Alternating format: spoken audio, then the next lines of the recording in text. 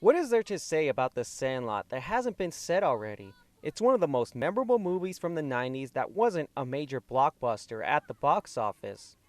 Most people put it in the category of a sports baseball movie, but to me, it's not really a baseball movie. It's more about friendship, about a group of friends and what they do over their summer break from school.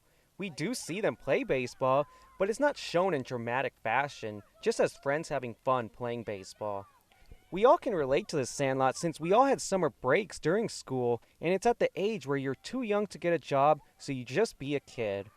Even though The Sandlot didn't perform well in theaters, it did well on television and cable, and when it released on DVD, sales were so great that a sequel was greenlit. 12 years later, we got The Sandlot 2 on DVD. Now, I'm just gonna say it, this barely feels like a sequel to the first movie. It's more like a remake of the first with some changes and references to the first Sandlot. The Sandlot 2 takes place 10 years after the first film. As you can see, we are now in the 70s. We have a new group of kids, and we are also introduced to Johnny Smalls, the younger brother of Scott Smalls. He lives near the Sandlot now with these other kids. We are also introduced to three girls that are part of the team who play on the Sandlot. Having three girls as part of the Sandlot is definitely the most exciting new feature on the Sandlot 2. It does introduce a new perspective on how they all get along instead of just all the boys in the first movie. But that's really the only positive thing I can say. The rest of the Sandlot 2 is just the same jokes and storyline from the first, just changed just for the sake of being different and not done as well. We see them play baseball together. David Vincent Durango is like Benjamin Franklin Rodriguez, just not as cool or barely likable. In The Sandlot, Benny sees Scott wants to play with them, so he lets them play even when everybody else doesn't want him to. Even when Scott didn't know how to throw or catch, he teaches him and hits the ball right in his glove to give him confidence to play ball. The first impression with David is he can barely talk to Haley, and when the girls want to play on the Sandlot, he just yells at them to leave because the Sandlot is theirs. Eventually, they decide to share, but only after versing each other and Johnny Smalls convincing them. The kids are not as memorable to me either. The first movie, we got Squints, who was funny in a nerdy way, Kenny, who could pitch really good, Hamilton as the fat kid, Tommy and Timmy, who just repeat everything Timmy would say, Bertram, who wears glasses, and Yeah, since he says Yeah all the time. Even if you can't remember their names, their personality stands out. In The Sandlot 2, we got Tarkel, always dressed in super 70s clothes, Mac, who is a fat kid who says lots of jokes, these two who I forget their names, but one of them uses sign language to talk, and then there are the girls, Haley and her friends, who I don't remember either names, but yeah, definitely not as memorable. We also get a new beast, which was one of the puppies from Hercules in the first Sandlot. We get a similar story, instead Smalls says a story that Scott told him about the beast and how anything that goes back there never comes back. Instead of a Babe Ruth ball going over, it's a rocket ship. Johnny Smalls is into rocket ships, and Haley's dad is a rocket scientist, so they get along well, and her dad is making a rocket that will change the space program forever, and Smalls sets it up and launches it, and it goes into the yard. Smalls takes the ball not knowing the value of it, and is trying to get a relationship with his stepdad, and knows he has to get it back. With Johnny Smalls, he sets up the rocket and accidentally launches it, so he doesn't want Haley to get in trouble. Both movies have a rival Little League team that makes fun of them. In the first movie, the Little League team comes to the Sandlot to make fun of them, so it's obvious they could care less about them. And when they verse them, the Sandlot kids beat them badly and we never hear from them again. In the Sandlot 2, once they have the girls and have a full team, they go to the Little League kids and talk trash and say the same jokes like, You play ball like a girl! so these new kids are the ones going to them, and when they did verse each other, the main Little League kid pushes Haley to the ground and hurts her. I don't know if that's referencing Bad News Bears or ripping it off, but that's when you start to kind of like David because he punches him for doing that. They all go swimming in both movies and they go to the county fair. Remember how Squints pretends to drown so he can kiss the lifeguard, Wendy Peppercorn? It's funny because he has a crush on her and he just wants to kiss her any way he can. In The Sandlot 2, it happens at the fair for no reason. Fingers, that's what they call him, decides to go to the kissing booth to kiss the random girl there just to be a jerk. He grabs her and kisses her on the lips and they all run away. This scene really felt forced and was just here because it happened in the first, but it works way better with Squints. Then the last half of the movie is almost identical. They do different plans to get the rocket from the yard and they all fail and the beast keeps attacking them when they get close. Except the weird thing is David doesn't help. He just says, "Forget it. You'll never get it back. It's gone. Forever." I mean, geez, at least help. But we learn why. When Smalls talks about the beast, he mentions a little kid who got bit by the beast, and we see the bite mark at the fair showing that it's David that went face to face with the Great Fear. Oh yeah, that's what they call it in this movie, the Great Fear. When Benny puts on his PF Flyers to run, David puts on Nikes, but instead of running, he just uses his bike, and that same chase thing around the valley happens. Benny running away from the dog is a lot more impressive than being chased on a bike.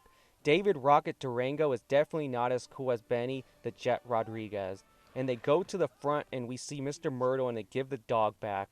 We know this was all pointless since we know Mr. Myrtle isn't a mean old man. He even says the same from the first. And all they had to do was come knock on the door and I would have gotten it for them.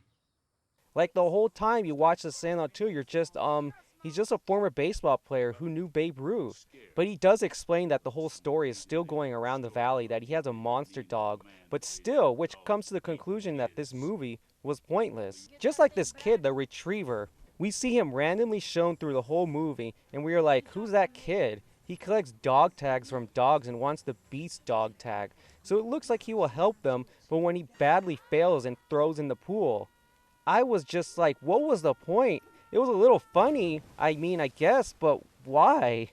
Turns out that kid is a director's son, so he just put his son in the movie just for the sake of putting him in so he can say he was in a movie. How lame. And the fact that it's the same director as the first, he even narrates it here just like the first movie. And in the end, he says where they all ended up. David and Haley get together. So if The Sandlot 2 is the same as the first movie, wouldn't it be just as good or the same? Yes, but The Sandlot 2 does everything the first does, just not as good. Not even close. Maybe if you were to watch The Sandlot 2 first, having never seen the first movie, then yeah, this isn't bad at all. But it's called The Sandlot 2, so majority of viewers seeing it would have seen the first already. I say Sandlot 2 is definitely not as bad. The introduction of girls is neat, and Mac is pretty funny, probably the most memorable kid from part 2. And seeing Mr. Myrtle again was cool. I didn't think he would show up. So there is some good, but the rest just pales in comparison. And the end has the nerve to set up a third movie, which happened 2 years later in The Sandlot Heading Home. But what could it be? The same movie again, except take place in the 80s? No, it's a completely different movie with a new director, new writers, and a new storyline. Thank goodness. Well, first off, this gives me high hopes, same director as Harry and the Hendersons and Angels in the Outfield, so it can't be bad. Whoa, Benny is in this? That's obviously a different actor playing Benny. It would have been cool to have the original return, but yeah, he's not acting anymore. So we got the guy from Titanic that went on with Jack. The Sandlot 3 does something really interesting. Tommy Santorelli is a baseball player who has a big ego. While practicing hitting, he gets hit in the face and gets transported back to his 12-year-old self in 1976 at the Sandlot. But his mind is still of his 41-year-old self, just stuck in his 12-year-old body. So we see the Sandlot in a new group of kids, and Tommy's confused on why and how he is back to his childhood. As are we, because he got hit in the head, so I guess that turned back time or something. But something really cool happens. We see Squints. That's not another actor playing Squints. That's the original from the first. Now that's so neat. And it's not just one scene. He's in it through the whole movie. He helps coach these kids playing on the Sandlot, and they all want Tommy on the team because he's really good. But seeing the 70s again? We just saw the 70s in the Sandlot 2. Why again? At least here it's not exaggerated with the constant 70s music hits and the fashion, so we aren't reminded too much of that decade, except with some 70s jokes thrown in once in a while. And I don't know if it's just me, but this security guy reminds me a lot of Jack Black. His mannerisms seem so very similar. Maybe it's just me, but when he pops up on scene, I automatically think Jack Black. But clearly it's not.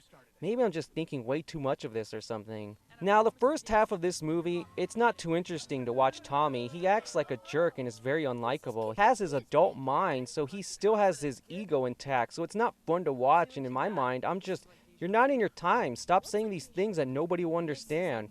He's not even trying to act like his 12-year-old self, but he's not, so it's strange to view him as likable. It's not until you see his relationship with his mom where you start to feel for him. He wants to spend as much time as possible with her because she passes away when he was so young, and it's not until this scene where they call each other names like the other two movies did, but this time the rival Little League team kid makes fun of his mom for being sick. I feel this is the part where I went, okay, you don't make fun of a person for being sick, let alone someone's mom, so that is when he joins the Sandlot team to beat them. The messages and theme of the Sandlot is all about friendship, and Heading Home keeps that message alive.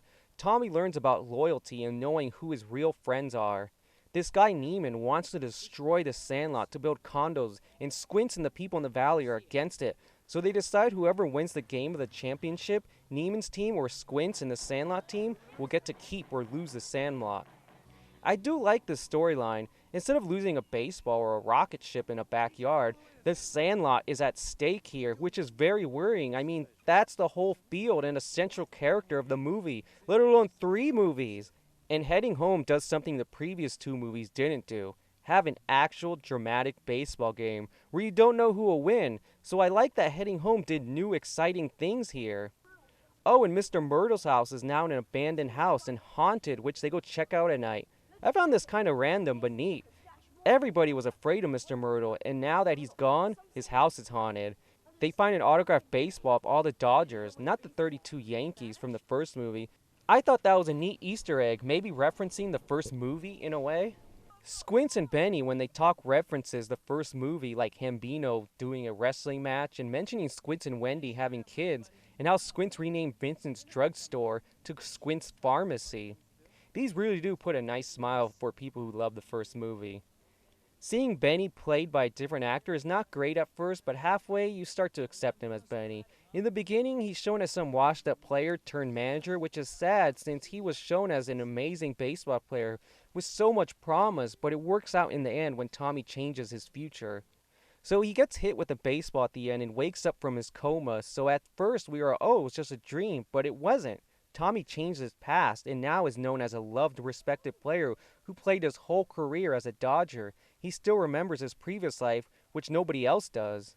Tommy went back in time and changed his past and woke up to a better future because he learned the value of friendship, which by the end you just accept it because you gain affection for Tommy and want him to be happy. Nothing beats the original Sandlot, that will always be the best, but The Sandlot 2 and Heading Home aren't bad movies. I honestly prefer Heading Home over The Sandlot 2. The Sandlot 2 is just a copy and paste of the first, just with some changes that bring down the movie and take away the heart and soul of it.